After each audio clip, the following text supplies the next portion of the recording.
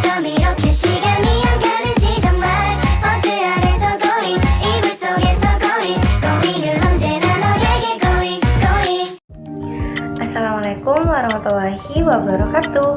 Halo teman-teman, balik lagi bersama aku Dini Aminarti dengan NIM 220305501013. Aku merupakan salah satu mahasiswi dari program studi gizi Fakultas Ilmu Keolahragaan dan Kesehatan Universitas Negeri Makassar. Nah, di video kali ini aku akan sedikit membahas tentang langkah-langkah proses asuhan gizi terstandar atau yang kita singkat dengan PAGT. Langkah-langkahnya itu sendiri ada 6 ya teman-teman. Nah, semua itu akan kita bahas satu persatu, jadi simak terus videonya sampai akhir. Baik teman-teman, kita langsung masuk saja ke langkah yang pertama, yaitu membangun dasar konseling gizi. Nah, tahap awal dalam konseling gizi adalah membangun dasar yang kuat dengan klien.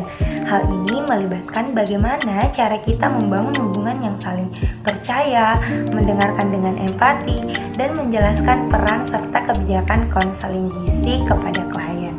Contohnya seperti ini. Selamat pagi Kak. Selamat pagi. Baik, sebelumnya perkenalkan, saya Dini Aminarti yang hari ini bertugas sebagai konselor yang akan bertanggung jawab pada diet kakak. Kalau boleh tahu dengan kakak siapa? Rizky Ananda. Baik, Kak, umur kakak berapa ya kalau boleh tahu? Umur saya sekarang itu 19 tahun. Baik, pekerjaan kakak sehari-hari itu apa? Saya sehari-hari itu sebagai mahasiswi di Universitas Negeri Makassar. Baik Kak, kedatangan kakak di sini, apa ada yang bisa saya bantu? Begini Kak, bulan lalu saya pernah opname di rumah sakit selama 4 hari karena sakit mah. Setelah keluar rumah sakit, nafsu makan saya mulai bertambah dan keluhan mual dan muntah juga sudah tidak ada. Tapi saya agak kesulitan untuk mengatur pola makan saya karena salah sedikit saja gejalanya langsung muncul kembali. Saya takut penyakit saya kambuh kembali. Baik Kak, nah setelah keluar rumah sakit itu bagaimana dengan nafsu makan kakak? Makan saya tidak teratur, kadang dalam satu hari saya makan hanya 2-3 kali. Jadi saya mau tahu Kak, bagaimana supaya makanan saya bisa teratur dan nafsu makan saya tetap agar berat badan saya juga tidak turun. Baik Kak, saya akan membantu kakak. Nanti saya akan menjelaskan beberapa hal mengenai penyakit mah ini. Tapi sebelum itu, untuk memperkuat analisa saya minta izin ya Kak. Nanti kita akan mengukur berat badan dan mengukur tinggi badan kakak. Selanjutnya langkah yang kedua yaitu mengenali permasalahan. Nah, selanjutnya kita akan mengidentifikasi permasalahan gizi yang dihadapi oleh klien. Hal ini dapat melibatkan proses wawancara, pengamatan, pengumpulan data, atau penggunaan alat evaluasi gizi yang relevan. Identifikasi permasalahan yang akurat dan jelas akan membantu dalam menegakkan diagnosa gizi yang tepat. Contohnya seperti ini. Baik Kak, tadi kita sudah melakukan pengukuran ya. Nah, sekarang saya mau bertanya, apakah kakak mempunyai keluhan? Keluhan saya itu kadang ada rasa sakit saat telat makan dan saya sering lemas. Baik, biasanya itu kakak sering makan apa? Dan apakah kakak suka makan sayur dan buah? Saya suka makan ayam goreng, tempe, dan tahu. Kalau untuk sayur saya tidak suka, dan buah saya sukanya buah anggur. Dalam sehari itu kadang kakak makan berapa kali? Dan mohon maaf ya Kak, siapa yang memasak makanan yang sehari-hari itu kakak makan? Saya biasanya makan 2-3 kali dalam sehari. Yang masak itu saya sendiri atau kadang saya beli di luar. Beli di luar ya Kak ya? Baik. Selanjutnya saya mau bertanya, dalam satu hari itu kakak makan apa saja dan porsinya berapa? Pada pagi hari saya makan nasi goreng 1 piring dengan Siangnya saya makan nasi dan ayam goreng bagian dada. Malamnya itu saya makan nasi dan tahu tempe. Tahu tempenya itu masing-masing 3 potong.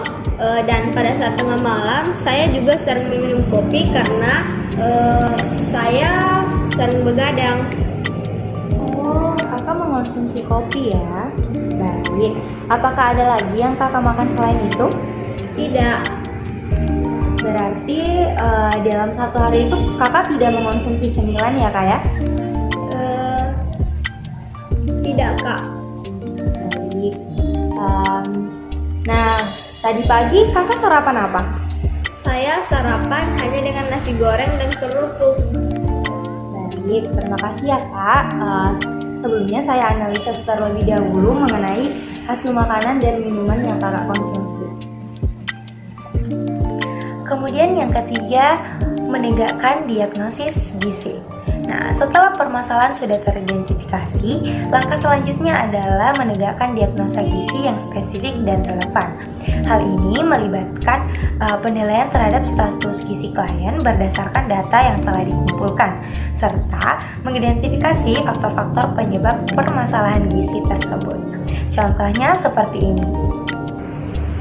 Baik kak, setelah saya melakukan perhitungan dan analisa, saya dapat menyimpulkan bahwa kakak ini membutuhkan energi sebesar 2100 kilokalori per hari dengan jumlah protein 65 gram, lemak 70 gram, dan karbohidrat sebesar 300 gram kak.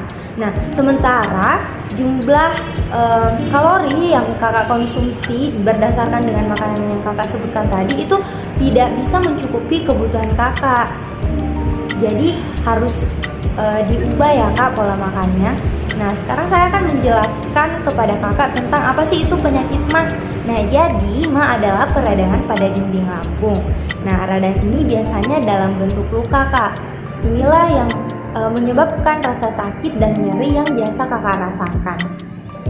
MA ini biasanya disebabkan karena makan yang tidak teratur, suka makan makanan asam, pedas, dan berbumbu. Bisa juga karena seseorang terlalu mengonsumsi kafein dan alkohol secara berlebihan. Makanya kakak harus mengurangi konsumsi kopi kakak, walaupun ya mungkin itu untuk begadang, tapi alangkah baiknya untuk diatur kembali kak. Kemudian gejala yang biasanya ditimbulkan oleh MA ini yaitu berkurangnya nafsu makan, sering merasa perih pada ulu hati, mual, dan muntah. Gejala ini jika terus kakak biarkan, dia bisa menyebabkan pendarahan, pukat lambung, penurunan berat badan, dan tidak nafsu makan. Biasanya juga dia bisa menyebabkan kanker lambung loh kak, jadi kakak harus benar-benar memperhatikan kondisi lambung kakak. Baik, tadi kata kakak kemarin sudah sempat membaik ya, sudah tidak mengeluh lagi.